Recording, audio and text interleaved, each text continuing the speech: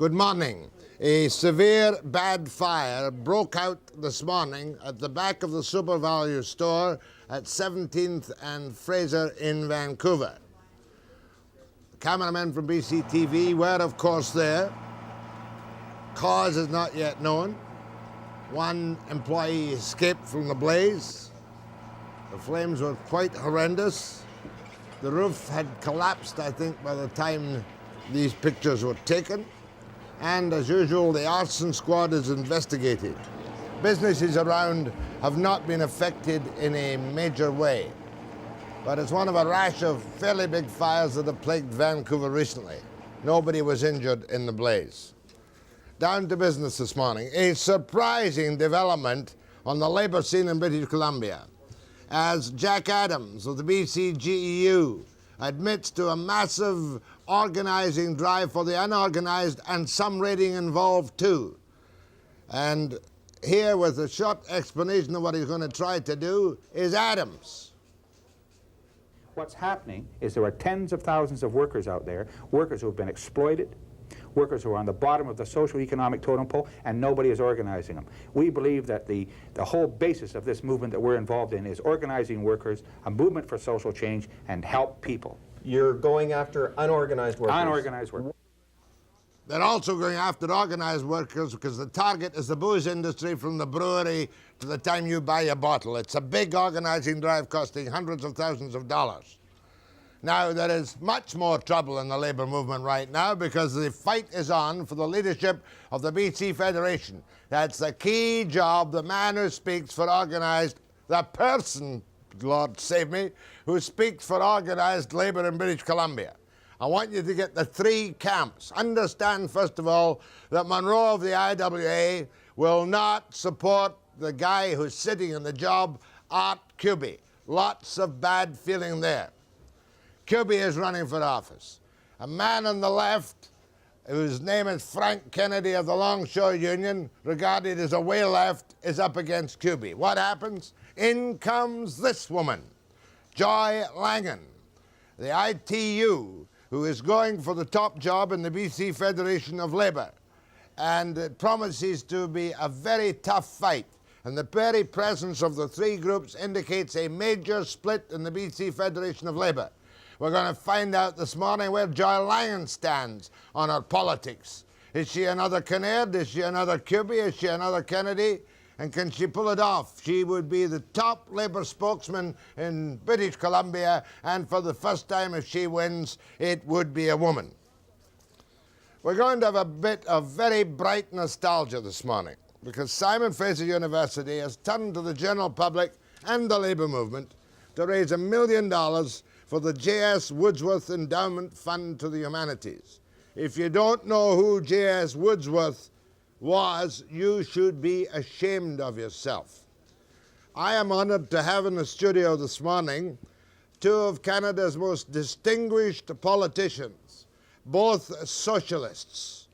And one of them is Grace MacInnis, who is the daughter of J.S. Woodsworth. Grace will admit to nudging 80. She was 13 years in the provincial legislature and in the House of Commons. And with her is the estimable Harold Winch, on whom I cut my teeth as a young reporter in the legislature in Victoria in the 40s. Harold Winch was 20 years in the provincial government, 12 as leader of the opposition, 19 years in the Federal House of Commons, and both he and Grace have left very solid marks on the social development in this country. So we're going to chat up their knowledge of J.S. Woodsworth and themselves on the program this morning. Then we're going to have a free-for-all. I want to get down to this caper of cable TV at Matsqui. Take your TV with you when you go to jail so you can watch the television in peace and quiet and be safe from all riots. First off the top this morning, however, is Schneider. Webster's reporter Schneider drawing teeth from Jack Adams on their fairly quiet up to now secret plan to organize the unorganized and raid the organized. After the break.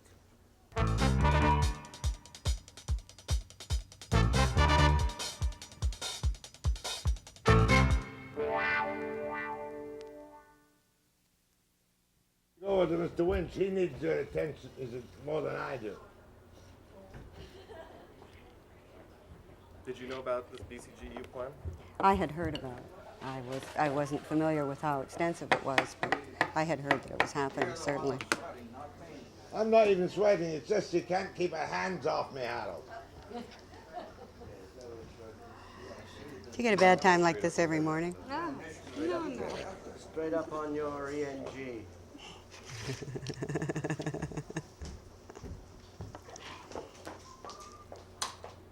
Oh, good old cameraman. Oh, it's not. I thought it was a woman. It's not a woman. The cameraman. God, I thought we had a new dolly cameraman. I saw you from the back, but I thought we had a new dolly cameraman. Oh, they only work on the late news.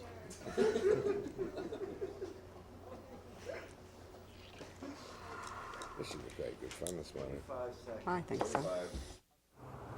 Jack, a major labor war may be underway in British Columbia. The British Columbia Government Employees Union, the largest public sector union, the people who have organized the liquor distribution branch, have put out a new report, a private report so far, which outlines their plans to spend hundreds of thousands of dollars to move massively into the private sector.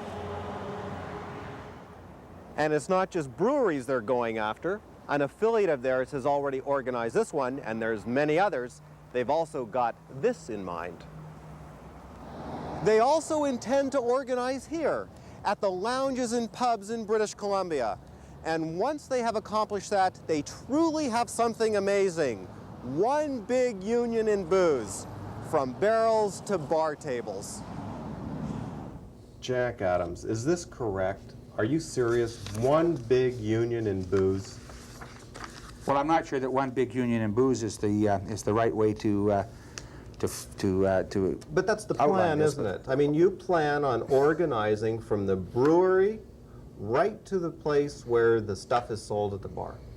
We certainly do. We see a natural progression there that one group can help another, which has actually been happening in this province for the last 15 years. If we can effectively support one another in those industries, then why not have them all under one umbrella? But is that your proper place, a government employees union, public sector union moving that way?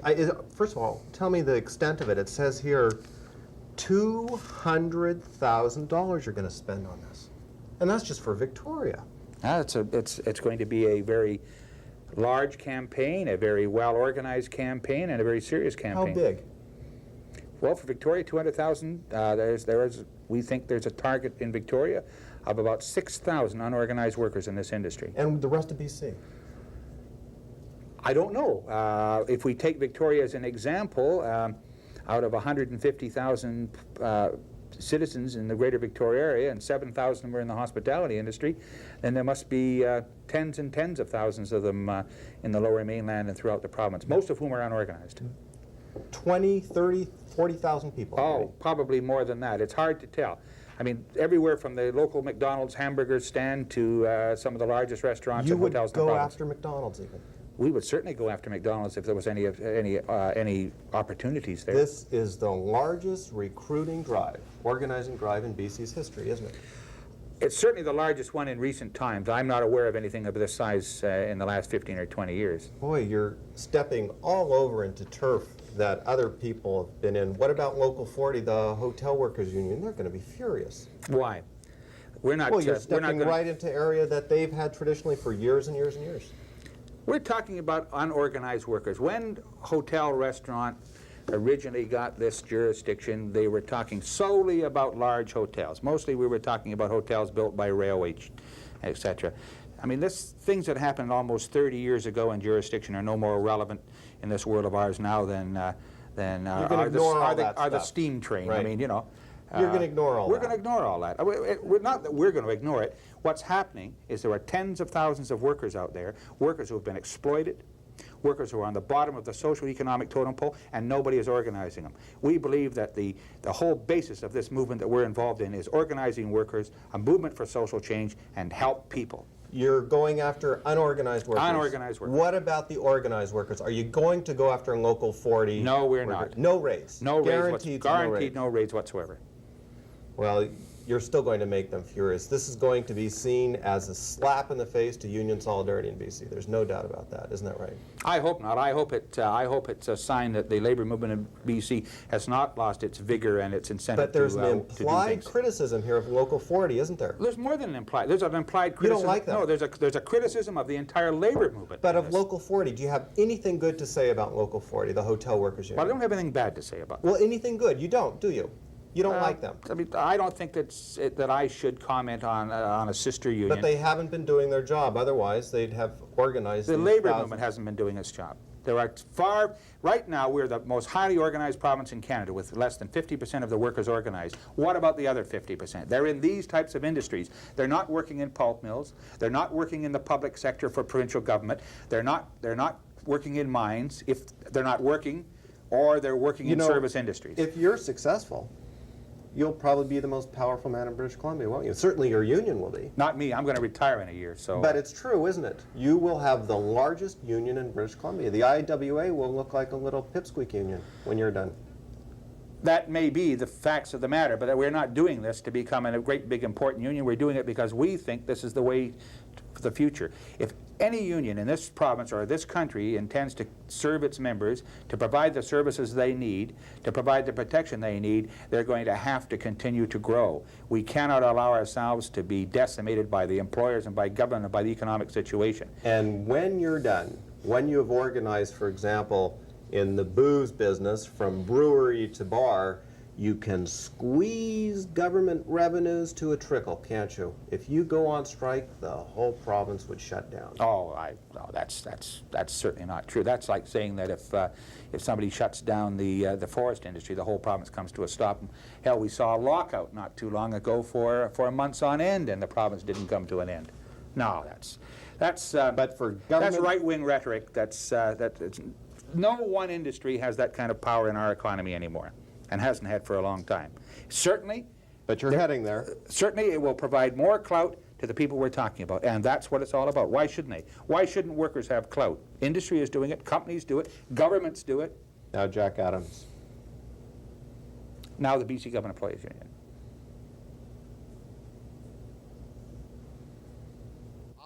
And I'll be back immediately after the break. That was a fascinating interview in which he says he's not going to raid, but he said jurisdiction is no more relevant today than the steam engine. However, next up is the battle within the BC Federation of Labour, a three-way split. I'm sure Social Credit is rubbing its hands with glee, but we'll see how Joy Langan feels about it after the break.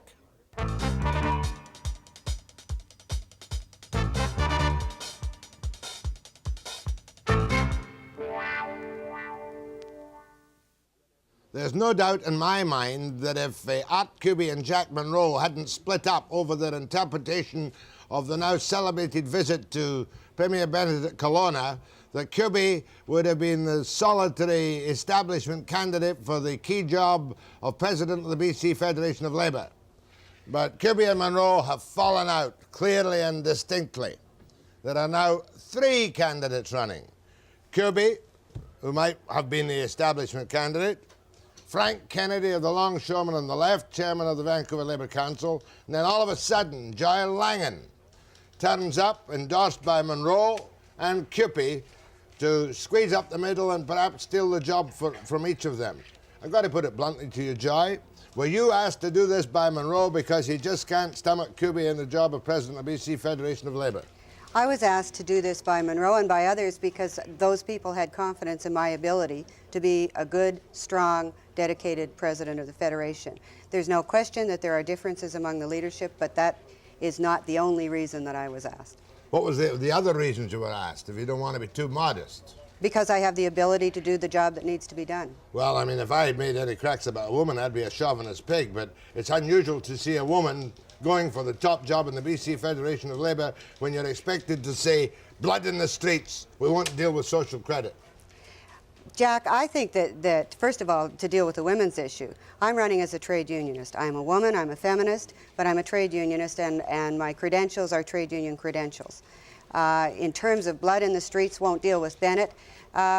We deal with those issues one at a time and on their own merit. If Bill Bennett wants to consult and there's some meaningful, practical solutions that can be achieved, I'm sure the officers of the Fed will say, we as a group shall discuss things with Bill Bennett. If it's not going to be productive, then there's no point in discussing things with Bill Would you Bennett. describe yourself as the moderate in the middle? I would describe myself maybe as a pragmatist. I believe in dealing with each issue on its own merit. I don't believe in rhetorical kinds of statements without taking a look at the issues. Lots of people don't really know who you are, Joy Langan, and many people don't know who Frank Kennedy is either. Cuba's got a high profile. Right. Who are you? Well, I'm a journeywoman printer from Pacific Press by trade.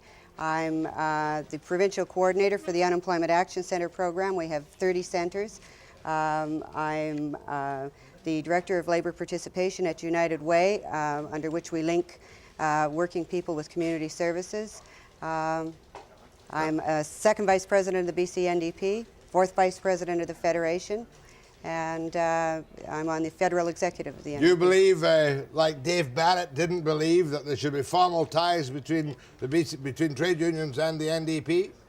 Do I believe like Dave Barrett didn't believe? Yeah. Well, he was always saying, no, I am not a spokesman for Labour, I'm a spokesman for all of the people. Well, Dave was a spokesman for all of the people. He was a spokesman for the party, and Labour participates in the party.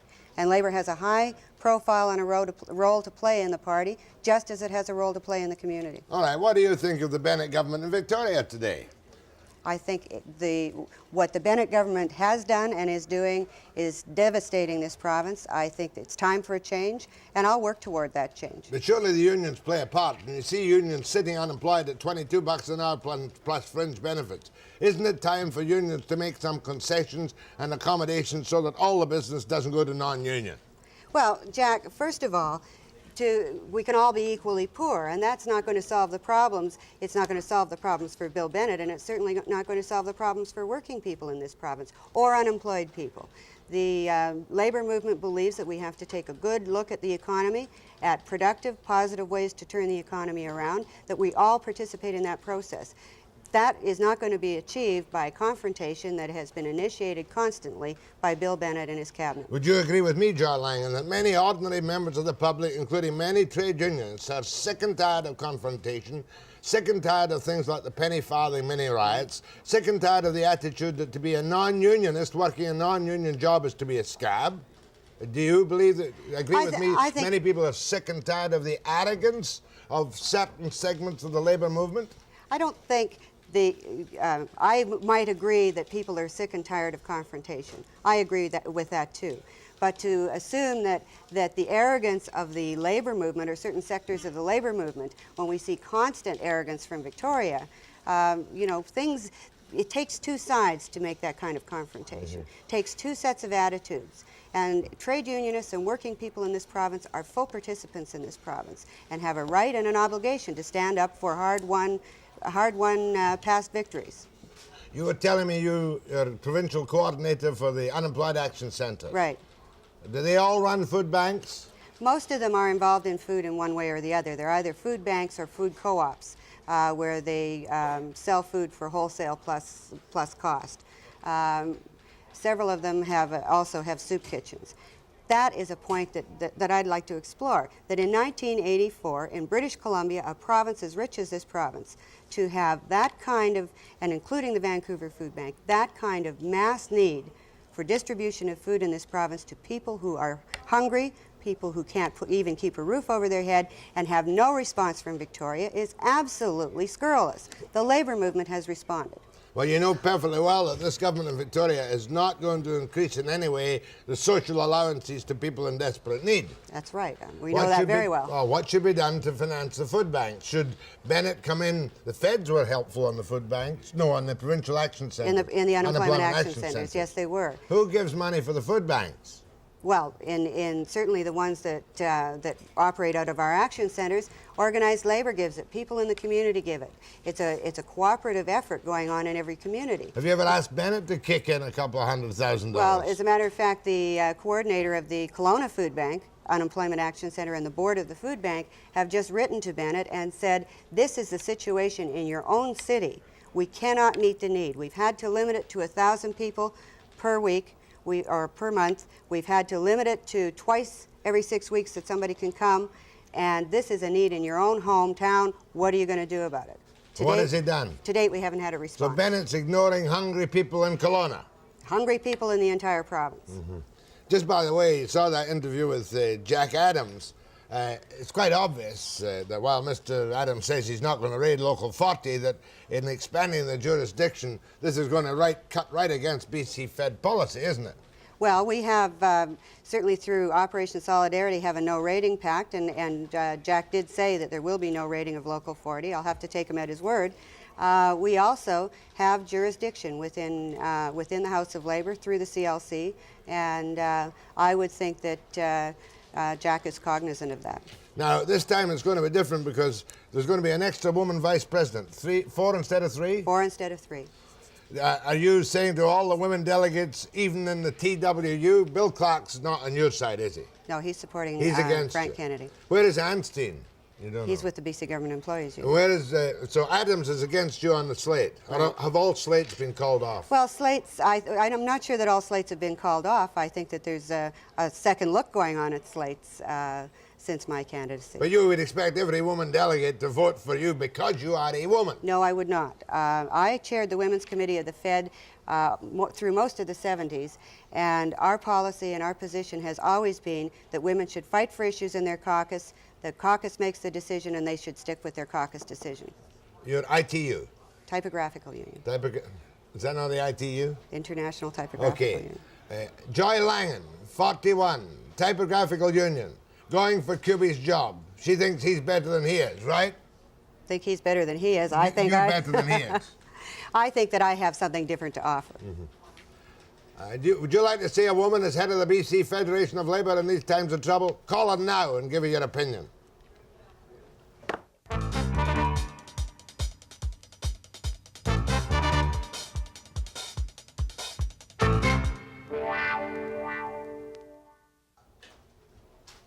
Joy Langan, after QB's job, confident you can wipe out Kennedy anyway. Yes? Now, it's an elimination ballot, isn't it? There'll probably be 2 ballots. We have to have 50% plus 1 for a victory, and with 3 strong candidates, that's not likely. So The person who comes third in the first ballot is dead and gone. drops off. So Right? you got to come in second, at least to win At least to win. on the first ballot. Right. Have you counted your delegates by heads? Oh, yes. Give me the counts. Oh, I haven't got the updated count, Jack, but I can tell you it's close. It's close. Close 3 ways, isn't it? Close 3 ways. About 1,200 delegates. There's 1,200 pre-registered as of 2 days ago, so there are likely more by now. Go ahead to Joy Langan. Yes, good morning. Good morning, ma'am. Yes, I would certainly recommend that Joy go ahead with her aspirations because I feel she's got something new to offer. Are you a trade unionist? No, I'm not, but I am very interested in the state of this place in BC. Okay, I ma'am. think our QB has a lot to offer, yes, but I would go for her not because she is a woman, but because she's got experience and expertise. And I think we've got to go through this barrier, can a woman do this and can a woman do that? So go right ahead, Joy. Maybe we should all lie over and play that and give you the job for this specious cause of affirmative action. You wouldn't want that, would you? I want the job because I can do the job. Go ahead, please. Hello. I'd like to see Joy Langan win because I think she might give a different and new approach. Maybe we wouldn't have so much confrontation. She'd be able to sort of cool all sides and get us going in the right direction again. And I'm not directly involved, but my husband is a trade unionist. Thank you, ma'am. Thank you. Too many praiseworthy calls. Go ahead, please. Hello. Yeah. Yeah, I was wondering, if selected, what would she do about workers' compensation? Well, Discussing the way everybody's treated by them. 18 months for an appeal. By the time the 18 months is over, everybody's lost everything they've worked for 15 years. that's absolutely true, and we're vitally concerned. There's no question that what's been happening at the Workers' Compensation Board is one of the #1 priorities of the Federation, and I am committed to working to make change at the Workers' Compensation Board.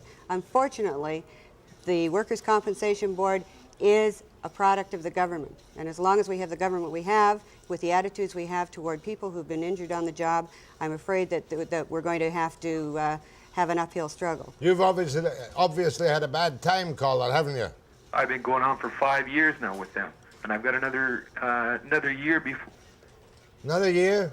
I've got another year before my appeal comes up. That's scandalous, That isn't is it? scandalous. Disgusting. And every time I've appealed my case, I phone back 6 months later, then find out workers' compensation hasn't even sent in my appeal forms. Well, you know, one of the problems is that they can't get the 3 members of the appeal board together to meet, and things are dragged out to extraordinary and unnecessary lengths. And it's high time whoever's the chairman of the Board of Review, Jerry Levy, shook Well, the they thing. can carry on and spend millions of dollars on their big offices and everything else. That's Yet right. when you go in for help or anything else, they just look away. Jack, I think the important On their own. Pass thing, the buck. Pass the buck. I And that's know. all I've been going on with for 5 years now. Listen, I think the important thing that this caller, the important point is he's an individual. In workers' compensation, we talk about this big, massive organization. And all individuals like this caller end up being the victims. but these boards of reviews should have been shaken up long ago, Absolutely. whoever they are. Absolutely. It's time they worked Saturdays, Sundays, and weekends and got the damn reviews finished with. Like Jack Webster and Joy Well, Langan if did. Jerry Levy, the chairman of the That's Board right. of Review, wants to come on and explain these intolerable delays, we'll be delighted to have him any time. In fact, we better call him in view of the fact that I've said that on the air. Go ahead, please. Oh, good morning, Joy. Good morning. Good morning, Jack. I'm a member of the interim executive of Local 40. Right. I have in front of me a letter from the Canadian Labour Congress signed by Dennis McDermott as a sanction applied to the National Union of Provincial Government Employees Union Right. against raiding. Right. All right, they're in a position of non-compliance with the CLC. That's right. I would like to know your position on this matter, because Yeah. obviously Jack Adams says that they're not going to raid, but they have been raiding. Well, my position on CLC policy is that the Federation carries out and lives within Congress policy. If there's something wrong with that policy, then we change it. We don't just go out and do deeds that are contrary to the policy. You're right. The last Executive Council meeting of the Congress did. Art Kuby is aware of this sanction from the CLC, and Yes, nothing he has is. been done about it. Well, don't forget, John Fryer's the head man in the NUPGE, isn't he? Right. Yes, sir, he is. So Fryer and Adams obviously are agreed in the particular policy, and thanks for your call. From Williams Lake, go ahead, please. Good morning, Jack. Morning. Ms. Langan, last year when the BC Fed operated Operation Solidarity, we Yes. pretty well witnessed the destruction of the BC Labor Trades Union in Vancouver with the economic trade zones and everything being created out of Victoria. If you were to chair the BC Fed in the upcoming year, I wonder what your position would be in protection of the BC Teachers Association with the recent budget cuts in education that's been announced. Well, the BC Teachers Federation is not part of the Federation of Labor, but certainly works very closely with the Federation. And I believe in working closely. I also believe in looking after our own house and getting our own house in order so we have the strength to do that. Thank you. Go ahead, please. Yes, Joy. When contracts are put out for tender, say in the construction union, for example, the Kirchhoff thing. Yes. How do you feel about that? If the bid comes back lower than the union, non-union bid comes back lower than the union bid, Right. do you feel that there should be confrontation, such as there was at the Kirchhoff site? I think that it's not as easy as the lowest bid. I think you have to look at the kinds of wages, the working conditions, the lack of safety, which allows that non-union bidder to bid much lower than the unionized working place. Yes, The- but are there not laws which yes, there are laws. govern that, and Yes. are they not carried out? For example, in the Kirchhoff thing. Now, if, for example, the safety factors, I mean, are they not inspected? No, she's trying to get off the hook here. He's asking you quite bluntly indeed, do you approve of confrontation and attacking a legal, legitimate, non-union contract given by a right-wing government in Victoria? Do you want to stop these works by force? I don't believe in violence.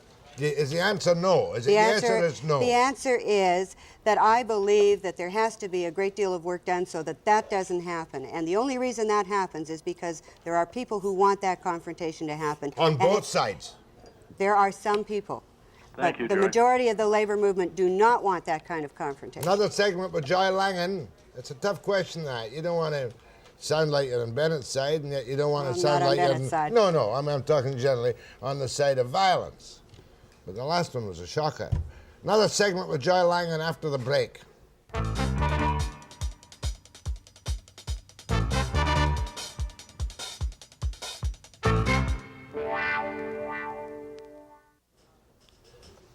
Go ahead to Joy Langan. Hi, I've got nothing against a woman for a leader of the BC Fed. One thing that does bother me, though, is that Joy didn't get into this on her own volition. She had to be asked to run. I respect Jack Monroe, and if he wants to run the BC Fed, he should run for it himself, not put somebody else in. Okay, I think that it's important that you understand that Frank Kennedy was asked to run by a group of people. Our QB is running with the support of a group of people, and so am I. I am not running to be Jack Monroe's puppet or anybody else's puppet. I'm my own person, and if I felt that that was the case, I wouldn't run. I believe that the people who've asked me to run have confidence in my ability, and certainly I will consult with them and every other leader in the labor movement and the membership. Go ahead, please. Hello? Yep. Yes, well, judging by what you have just said regarding the Kirchhoff thing, the union, non-union confrontation thing, I don't think that anybody but extreme hardline position, and I take it that's Mr. Kennedy, can deal with the key element in all this, and that's to deal with Premier Bennett and his social credit junta. He's patently anti-labor, there's no doubt about that. And I don't think the soft approach that you took regarding the union, non-union thing is adequate in this day and age. I think Jack Monroe did the labor movement a great disservice by going to Kelowna, and he effectively gutted the solidarity thing at its when it was at its zenith. You've really touched on two questions. One, Frank Kennedy is the person to deal with Bill Bennett. Frank Kennedy has patently stated that he will not deal with Bill Bennett. He will not talk to government. With regard to the Kelowna Accord, there were every officer of Operation Solidarity and every officer of the BC Federation of Labor was involved in that decision. I take responsibility for that, as does every other officer of the Federation. Thank you. Kamloops, go ahead, please. Yeah, I'd like to say I'm glad to see that Joy's running for office, and I just wanted to say in response to the last caller, I don't think it's been a union, non-union fight. I think it's been a union government fight. That's right. In any case, I wanted to know what her views are on cooperation with the government, because I think it's grossly apparent that cooperation with this government is impossible and, in fact, not very desirable from a labor movement point of view. And I think this government responds to a 2x4 between the eyes, and I'd like to know if she's going to do something about it, or if she's going to let them continue to walk all over the labor movement as they have been doing since last fall.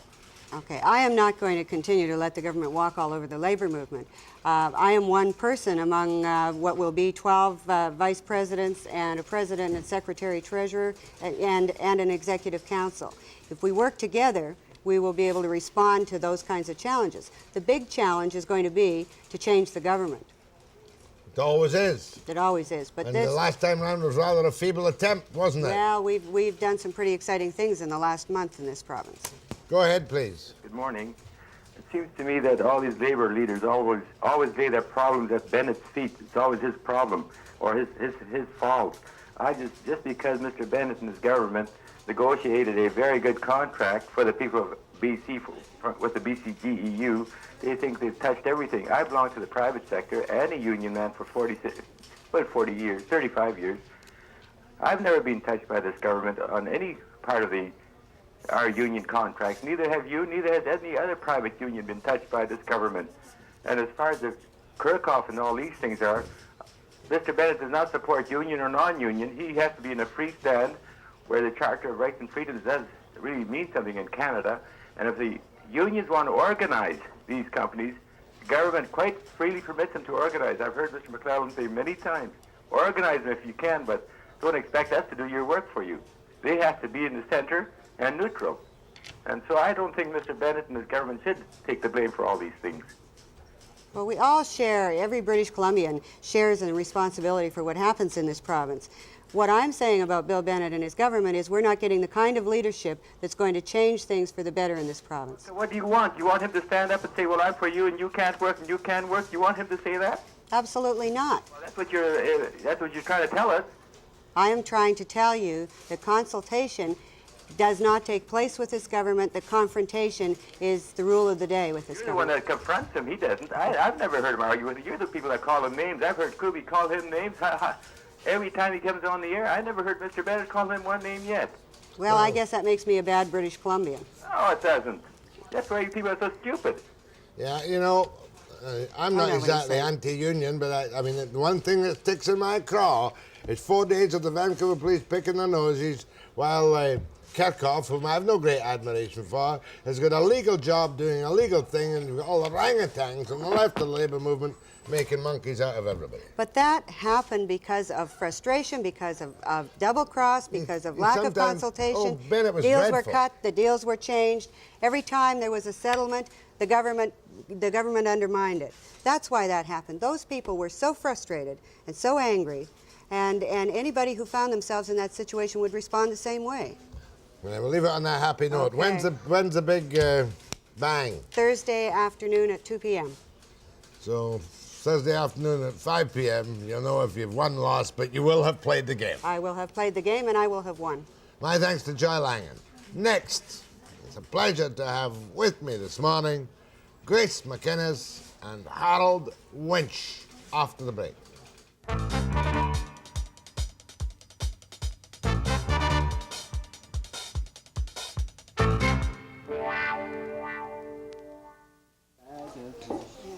When you get time. Oh, no, my wife was on last night.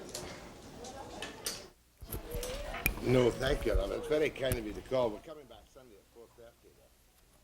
Oh, you are a gem. No, Mark went over last night with the housekeeper. Can't do anything. 15. God bless, I gotta go. Got it? Bye. 9, 8. Good morning, Grace MacInnis. Good morning, Jack. Good morning, Harold Winch. Jack. I was so delighted when I saw the release from Simon Fraser, my alma mater, if you please, that they've turned to the general public and the labour movement to help raise $1 million for the J.S. Woodsworth Endowment Fund of the Humanities. And in case you missed the introduction to the program, Grace is the daughter of the aforesaid J.S. Woodsworth, and served 9 years in the Federal House and 4 years in the provincial legislature. Right. Were you there in the days of the great triumvirate of the three women? Yes, indeed. Who were the three women? Gretchen Steeves, Laura Jameson, and myself. Right. And Harold Winch, of course, was 19 years in the Federal House. Yes. 20 years in the provincial House. That's correct. Who was elected the same day as you when you were first elected to office? My father. Ernie Winch. That's right. What year was that? 1933, November the 2nd. How many years were you leader of the opposition? 12 years. In Victoria? Yes, that's right. 12 years in Victoria. Now, matter of fact, now, I always remember the drama in '52 when it was touch and go whether you or W.A.C. Bennett would be called to form the government after the defeat of the coalition Liberals, right? That's right. How close was that? Because that would have changed the face and the future of British Columbia had the NDP been given the opportunity to govern in '52. Well, by rights, we should have formed the government if we had been under the old system of the straight X ballot. But the coalition knew it was going to break up, so it brought in the transferable ballot, where you voted 1, 2, 3, 4, and down the line. On the first choice of the electorate of British Columbia in 1952, we were ahead. But you had to have 1 plus 50%, and not too many members get elected on the 1 plus 50%. So they had to go to the second, third, and fourth choices, with the result that it ended up with 18 for the Socreds and 17 for ourselves. Now, there was one independent Labour, Tom Uphill. I went to Tom Uphill and I said, declare yourself. If you declare yourself, we have 18, and as we have been the official opposition, and as we are an old party since 1933, they'll have to call on us to form the government. And Tom Uphill said, I'm going to stay in the middle where I have a say no matter which one goes in. I'm not going to declare. Therefore, the lieutenant governor had to say, the Social Credit have 18, you have 17, I must call on Mr. Bennett. That's what happened. Uphill's conscience must have tortured him at some time or another after that. Tom Uphill always took that kind of a position because he said, I have to be in the position of being able to come out in support of the government upon occasion because I need the road work for my constituency. Excuse me diverting from the topic this morning, but I always wanted to get that specifically from Harold. Now, Who was J.S. Woodsworth, Grace MacInnis? Well, J.S. Woodsworth was a humanitarian from the word go.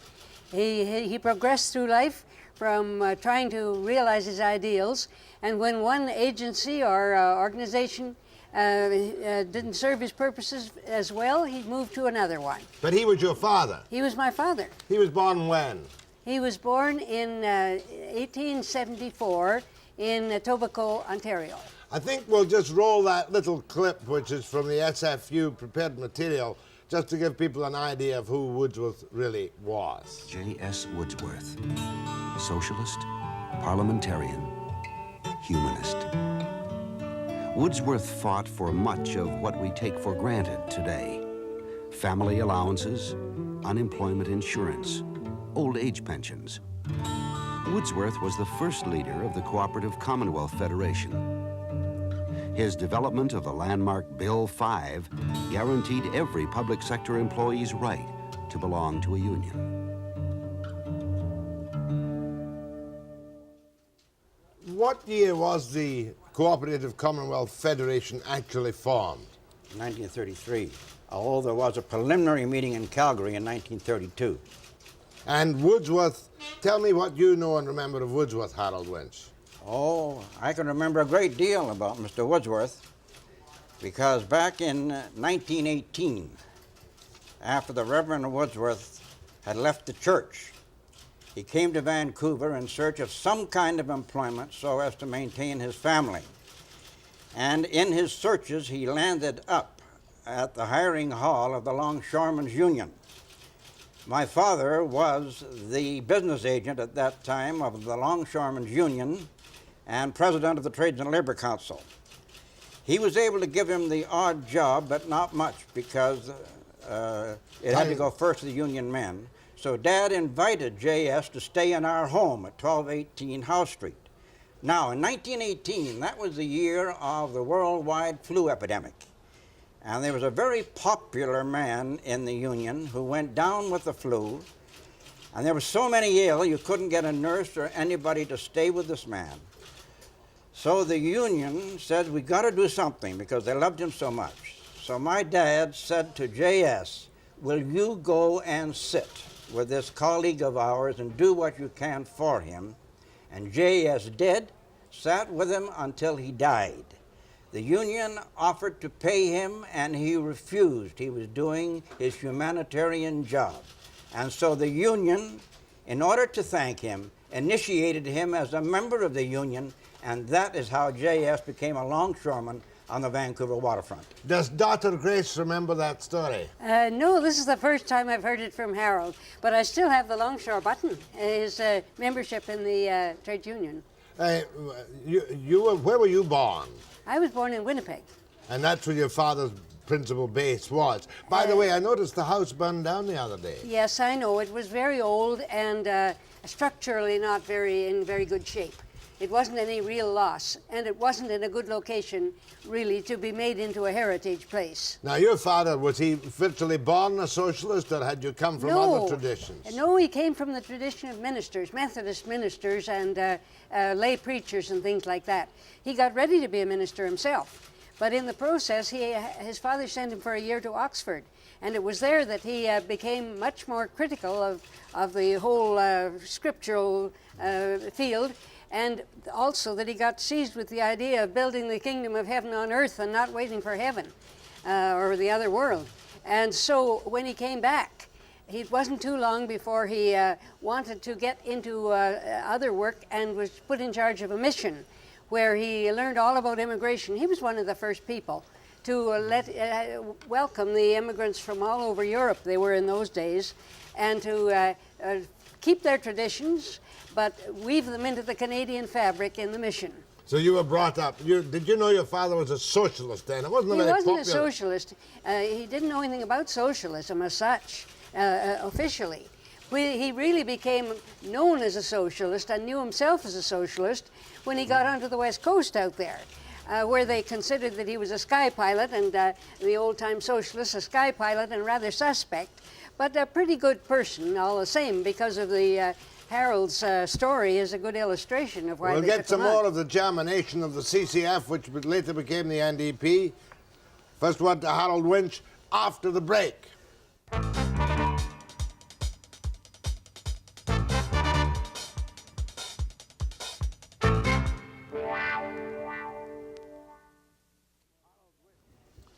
Harold Winch, you were going to give me some more of the germination of the socialist movement through Woodsworth. He was the prime mover at all times. Yes, but what I had in mind is very interesting, I think, in view of what Grace just said about J.S. and socialism. When J.S. came to live with us at 1218 House Street, upstairs there were 2 front bedrooms. My brother Charlie, Alan, and myself had 1 bedroom, and J.S. had the next one. And I'm telling you that week after week, when my father would come home from trades and labor meetings or union meetings, he would bring up a pot of tea into J.S.'s room, and they would go at it. J.S. trying to convert my father to Christianity, my father trying to convert J.S. to socialism, and they ended up by agreeing that they were both the same. Christianity and socialism. We're both the same in objective. Yep. The kingdom of heaven on earth today. Yes, but you see, it was finally after the various agencies that my father had been trying to work through that he came to the conclusion that you couldn't do anything without tackling the business of government. And that was why he came last of all to the political thing. There was no politics in either side of our family. Well, J.S. died in 1942. That's right. As I recall. Socialism hadn't flourished that much at that time, had it? Oh, yeah. In Canada. Oh, yeah. It's big in Europe. In British Columbia, there was quite a number of them. There were 7 Socialist Party members almost at the turn of the century. Why would that be when it was never much in Ontario and nothing in the East? They were from Britain. A lot of them were British leaders, and they had the British Labour Party tradition. Not only that, the B.C. was the last of the pioneering section of Canada. And those who came to British Columbia were coal miners from England and Scandinavian lumbermen. Yep. And they were in the forefront of the labor movement and the socialist movement in Europe. So therefore, they brought that with them into B.C. So B.C. gave the leadership in trade union movement and the socialist movement in Canada. But the real watershed came with the Winnipeg strike in 1919, because all of those strike leaders, without exception, except my father, I think, all of them came from the British Isles with well-founded traditions, and they knew where they were going and what they wanted to do. They weren't foreigners. And many of them were arbitrarily deported, however, were they not? No, they weren't, because they didn't deport any of the strike leaders, because they didn't dare do it. Because you see, although some of them were convicted and served jail terms, when the various elections came for the legislature, the city council, and Ottawa, the populace of Winnipeg voted those strike leaders into the different jobs. So your father, therefore, was the leader of the Winnipeg General Strike? No, he wasn't. He didn't know there was going to be a strike until he was heading east to be vetted to see whether he would like to take on a job in the Labour Church as a pastor there. He learned about that the strike was on when he got as far by train as Edmonton, I think. When did you first know you were a socialist? Oh, I learned that in the Winnipeg strike, because I saw what Winnipeg was, divided. Should we say socialist or social democrats? Because socialist in some places... No, democratic socialist. Yeah, but socialist is good enough for anybody that understands. Yeah, but lots of people might not understand. I know, they muck up communism. If they had understood, we'd have been in the government a long time ago and stayed in. They think that communism and socialism are the same thing, and that's the trouble. When was J.S. elected to Parliament? 1921. 1921. And can he be truly given the direct credit for old age pensions, family allowances, and these other benefits? What he can be given is the credit for having a focus in there, because he built up the farmers from Alberta and Agnes MacPhail from Ontario and others into a little ginger group. And they were able to focus public opinion, and it was all the opinions, the organizations throughout the country, bringing pressure through them, where there was a sounding board in Parliament that was responsible for getting old age pensions and these other things. And so, you know, what is it used to say, that the socialists were liberals in a hurry? Does that not still apply today? No. Because Liberals socialism are never in has a hurry. a definite objective of a cooperative order of society, whereas the liberals believe in the free enterprise competitive order of society. But aren't both of you both distinguished, you're not pioneer socialists. Socialism was well established when you came up the pike. But aren't you kind of mystified by the fact that that there never has been a real federal presence and the possibility of an NDP government in Ottawa? Aren't you shocked and dismayed by your Canadian brethren? It took 50 years for Britain, for them in Britain to form a Labour Party after they started to form a Labour government. And it'll take years here, more so because we're such a differentiated population of all over Europe and the world now. It'll take time. Harold, disappointed?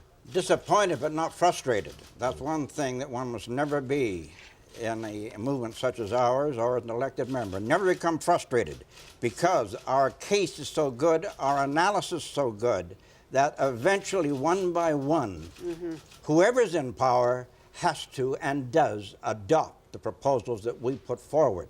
And although we'd like to be in the government to do it ourselves, not disappointed if the others do it. It's getting the job done that is the important thing, not having the power necessarily to do it yourself. This year we've got one seat in Harold says, when people see through what we're talking about, they come our way and they stay. But you too would be the first to admit that because of the social allowances, the safety net, and despite the recession, the standard of living and the economy for the working man today is vastly improved from the impetus that the socialist movement got from the dirty 30s. Oh, no question about it. Eh? But maybe for the working man, but there's an awful lot that are not working men and working families, and that is going to be the big business of what happens when to the safety net and that kind of thing now. Who gets the credit for Medicare?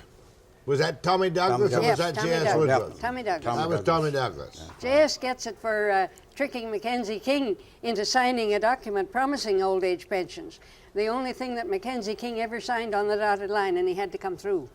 And my father should get the credit for the establishment of senior citizens housing in North America, and also for the establishment of the Crease Clinic, so you can be treated for mental illness instead of being committed as an insane person. And for silicosis, Harold, you get that.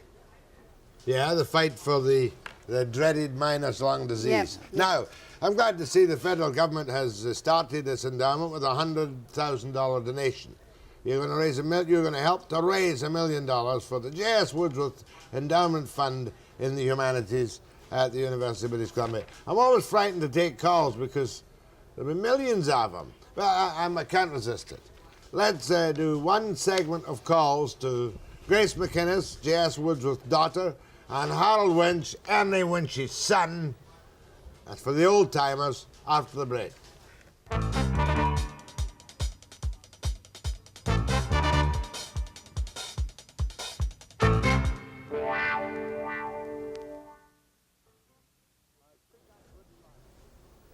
Telephone calls. Now, speak up good and loud.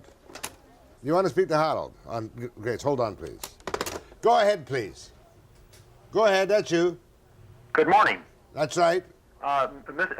Jack, don't feel bad if they don't know anything about Mr. Woodward. I have a son that graduated last year out of secondary school, and I have a nephew now that in his last year in high school, and they don't even know what the Magna Carta is. This is how bad our educational system is deteriorated. Have you a point to make? Yes. That's my point. The thing about this is, where do I send my money to? You send your money to Simon Fraser University, the J.S. Woodsworth RTH Endowment Fund, Simon Fraser University. Thank you very much. Thank you very much. Go ahead, please. Yes, Harold. Yes. When did you give up the electrician's trade? I gave it up when I was elected to Parliament. Oh, good. Because I was on remember the you leaf when I was Golf elected. Course. You were doing an electrical job up there. Up where? Shaughnessy Golf Course. Shaughnessy Golf Course. In the caddy shack at Shaughnessy. Yeah. Don't remember that. You were a real rangy-tang. And, Don't remember I that. wanted to ask you, I'm a pensioner, and I would like to donate to this Woodsworth Fund. Is it possible that you can make one of these forms that the bank takes so much a month off your pension check? I'm sure the arrangements could be made for that. And give SFU a call. Right-o. And tell them I told you to call. Give Yvonne Coke a call. What's Yvonne's number? Come on, Yvonne, get your number there. Chip, big-time organizer, should have your number handy. However, Jack, I'll do those things you say. Much obliged. Thank you very much. Go ahead, please. Yeah, I would like to know if these two guests that you got on there are on the payroll, government payroll. No, except for their pensions as MPs. And by the way, I do not get any pension for my 20 years as an MLA. Do you not? You can't draw the two pensions? I don't get a pension as an MLA for my 20 years. Mind you, if you're liberal... Oh, no, let's not introduce politics this morning. Go ahead, please. Hello. Hello. That's you, sir. Oh, yes, I wanted to ask Harold whether the first CCF meeting was held at the Norburn Hall in North Burnaby. No. And I believe his father and Woodward and Tommy Douglas were there. Okay, let's get that from Grace. This was a meeting with Tommy Douglas, Emily Winch, J.S. Woodworth, Harold Winch. I'm sure it wasn't there at all because Tommy hadn't come into the party at that time. Where was the first CCF meeting in Vancouver? No, I don't know Vancouver that. Center, 666 Homer Street. Oh, yeah. 666 Homer Street. That'd be 1930... 1933. 1933. Go ahead, please. Oh. Yes. I don't know too much about socialism as I came through the high school in British Columbia as well. But I can say that I think that Grace MacInnis is one fine lady, one A1 lady. Keep on the good work. Much obliged. Thank you. Go ahead, please. Go ahead, please. Hello, B-Jack. Yes. Your television sets up and it's just All muzzling. right, Jack, I want to talk to Harold Mrs. McGinnis. Right. One time that them and Colin Cameron came to St. Paul's Hospital to get me a traveler's check from the Workmen's Compensation Board when they wouldn't pay my transportation from Courtney down to Vancouver. And they got the check for me and delivered it to the 4th floor of St. Paul's Hospital in the early 40s. Well, somebody's saying thanks for a good deed. Yes. And by the way, talking about St. Paul's Hospital, it was the CCF that got the first grant to St. Paul's Hospital from the provincial government when they wanted some new construction. We got it from Premier Hart. Thank you. Go ahead, please. Hello? That's you, sir. I want to talk to Harold. And Harold? Yes. I want to congratulate you on all you've done. I remember you from the election in 1930 when I drove you around to the polling booths to scrutineer and whatnot. And Grace MacInnis, I want to say hello to her because my former wife, my late wife, was a pupil in Woodworth Labor School. Oh, well. What's your name, sir? Marshall is my name. Mr. Marshall, thank you. And Rankin was my wife's name. Do you remember the names? No. Marshall Rankin. Thank you very much for your call. Indeed. The Labour School, was that here? Yeah, he had that here, yes. This is for grown-ups or children? No, for adolescents mostly. The 4 Charlton members, Charlton was the first one that formed the first Socialist Party branch in BC, which was at over on the island, and his 4 children were enrolled among others in the Labour group. Go ahead, please. Hello? Yes, ma'am. Yes, I'm sure that your 2 guests will agree that we've got a regressive government over in Victoria. And despite the fact the last NDP government had to tangle a bit with Labour and tried to prove that they weren't tied that closely into Labour, so this government has been kept in power for over 30 years because they used the Labour NDP bogeyman to cover their own considerable... Good point, ma'am. She feels that the trade unionists and socialists have not given their votes to the free enterprise parties over the years. Well, we haven't been lucky enough to have the kind of publicity we need. We're beginning to get it now. But unfortunately, the government's got the organs of publicity far too much tamed. Have I got that telephone number yet? Yvonne Koch for inquiries about contributing sums of money, large or small, if you just don't want to write a check to SFU, to the J.S. Woodworth Humanities Fund. Her telephone number is? The address? Well, there's a phone number on it. Oh, I see. Simon Fraser University. Tell me the phone number, somebody. 291. Give her personal one will be fine. 291-4679. Thank you. Well, I'm going to leave it to that this morning. I could keep you here for 3 days.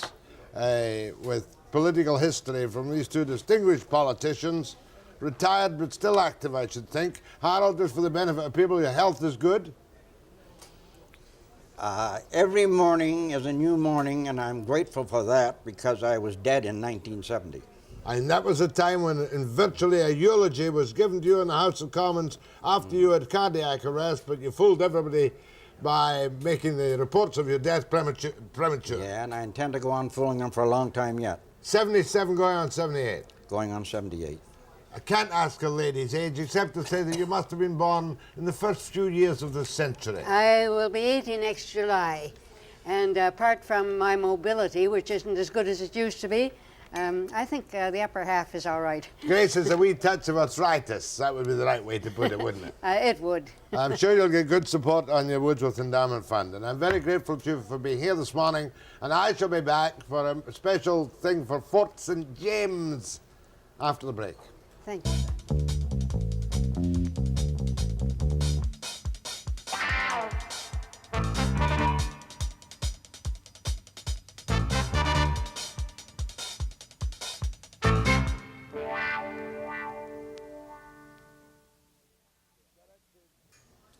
This is directed at Fort St. James, British Columbia. This morning in the Mail, myself and the news director got 250 identical letters. I understand there's another, you mic'd? Yeah. Many more letters in the mail to me. Apparently there will be another 900, so I think you'll probably have the entire population of Fort St. James writing you. They are flooding us at vast expense with $32 postage on each letter. 32 cents. 32 cents postage on each letter because they feel very strongly about what has been done to their television. You tell me what has been done to their television. Well, Jack, we do have on the line Wayne Drury, the president of the Fort St. James TV Society. Maybe we should talk to him and I can clarify anything that he doesn't say. Which one's he on? 1244. Good morning, Mr. Drury. Good morning, Mr. Webster. Well, you certainly caught my attention by hitting me over the head with a 2x4 in the form of hundreds of letters. Now, what's the problem? The problem is, Jack, that the Fort St. James TV Society, which has been operating in this area for a good 15 years, providing television to the community, was denied the license it applied for in June through the CRTC, and without that license, the TV Society cannot survive, and over 60% of the population up here, about 3,000 people, will be back to receiving only CBC television. We will no longer be able to get Mr. Webster. Or the BCTV News Hour. Yes. Now, just let me get this right. You had it, let's get your society first. You formed a TV society at Fort St. James in 1970 with a special tax levy on municipal taxes of about $27 a year. Yes, now, $27 per household. The money actually came through in 1981. We had the special tax levy. Before that, we just operated on special grants. And where do you get your signal from? Well, we originally started in 1970 to bring in CBC from Prince George. Later on, we brought in BCTV from Prince George, and in 1981 we expanded to where we are now, where we have 8 television channels. Now, do you bring it in by satellite or what? Yes, we bring in a majority of the programming is through satellite. So along comes the CRTC application, and they've given the license for Fort St. James to Omanika Cable. Yes, they gave the license to Omanika Cablevision to provide the Canadian and American CanCom package to the downtown core of the community, which encompasses about 40% of the population. In other words, you see us off CanCom, but it only goes to 40% of the population, and the other 60% who are covered by your own Fort St. James TV Society are now out in the cold, back getting only, God help them, the CBC signal. That's correct, Jack. We receive about 80% of our money, our operating budget from the town itself. That's $40,000. And basically, the TV Society doesn't have a license to broadcast to the town. Therefore, we're going to lose that $40,000, and we cannot survive. So a system which the community has worked long and hard to develop We've got over $250,000 in broadcast equipment. The community's put a lot of effort into it, and they really like what they've got. And it's all down the tube now if this decision isn't reversed. And you also provide pirated signals from the U.S. satellites, do you? Yes, we have been providing pirated signals from U.S. satellites for the lack of having anything else to broadcast at the present time.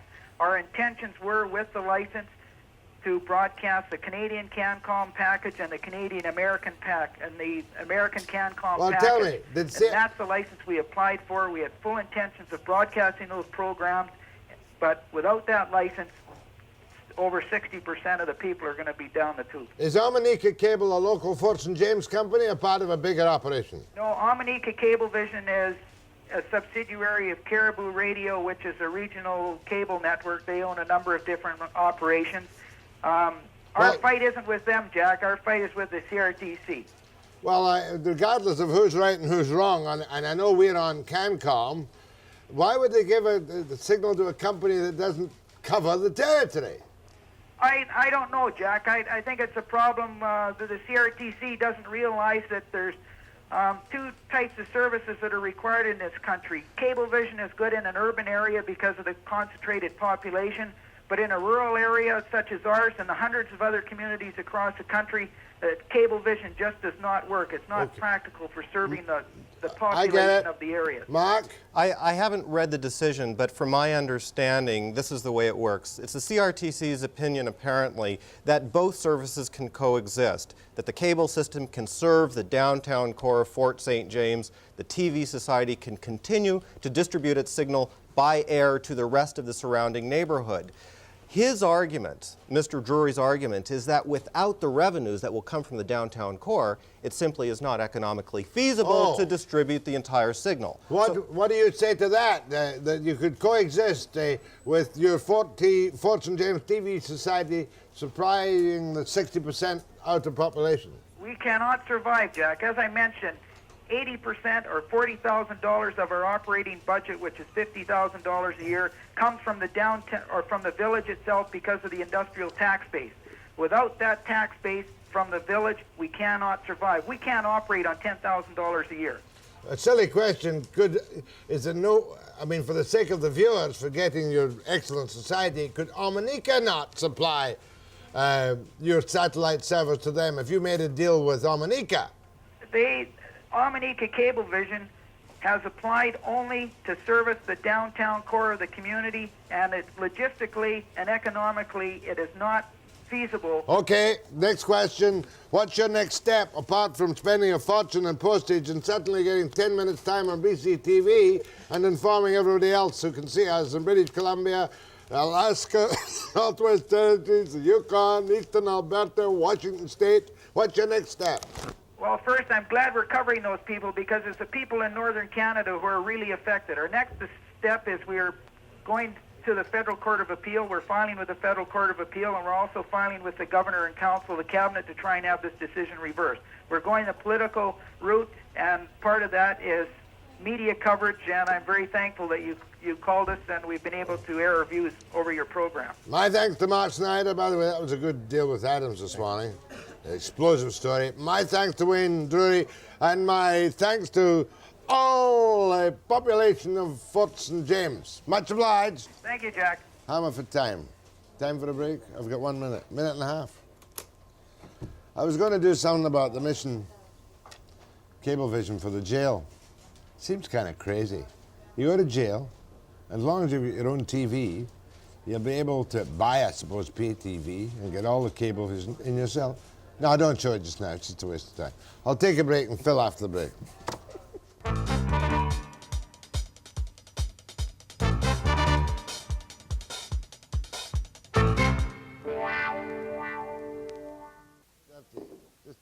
I hate to see you sitting there doing nothing. Mark, Steve, I've got to fill a minute 30. Because I came out early at the end of that. I couldn't. I've done it. Did 8 minutes of it. No, Cablevision's prison. Prison? The Damascus prison? Keep telling them they've got to use hot water and not cold water to make the coffee here. Well, it's lukewarm. Now, I'll do that mission. We'll do it free for all on the cable TV for MATSQUI, maximum security. First opportunity I have. Monday, we have a bit of a treat. You remember that woman, Helen Caldecott? She was the one who did the film on this planet Earth. And the score was, after she did it, that the U.S. Justice Department banned the film in the United States because it was supposed to be political propaganda. Some little time later, they reversed the decision and decided that the prospect of nuclear holocaust did so too, in fact, exist, and the film was okayed. It was probably the most successful film that the NFB, which has produced a lot of clunkers, but that the NFB has ever made with its federal funds. And we're quite honoured to have Dr. Helen Caldecott of This Planet Earth here on Monday morning. If You Love This Planet. I said that was the name of it. Don't correct me. When I get corrected by a floor director, that's the day I'll get up and quit. I said if you love this planet, you fool, Fred. I'll be back at 9 a.m. precisely Monday.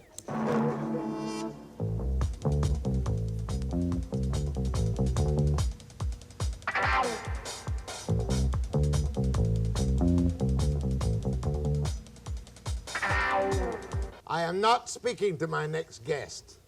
I am in a total snit. I haven't even read his book. Why did Turner win Quadra after such a humiliating defeat nationwide? You want me to answer that? Yeah, that's your question. You should know the answer. You know the answer. You asked the question. I didn't ask the question. It's the publisher's agents wrote that question. But since you asked...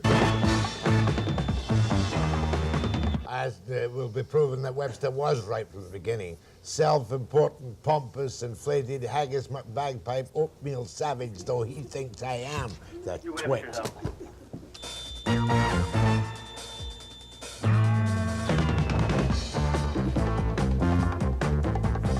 You're a sex symbol.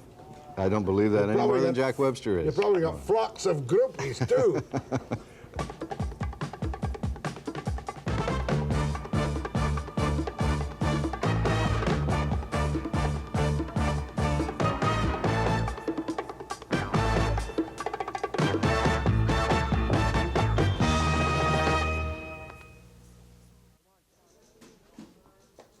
Now, come on, let's have some help here.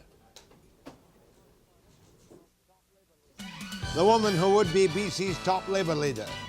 Check at midnight.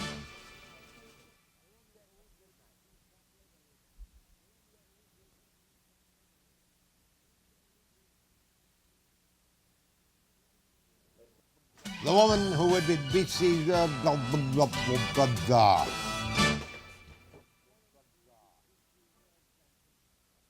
The woman who would be BC's... The woman who wants Art Cuby's job, and check at midnight.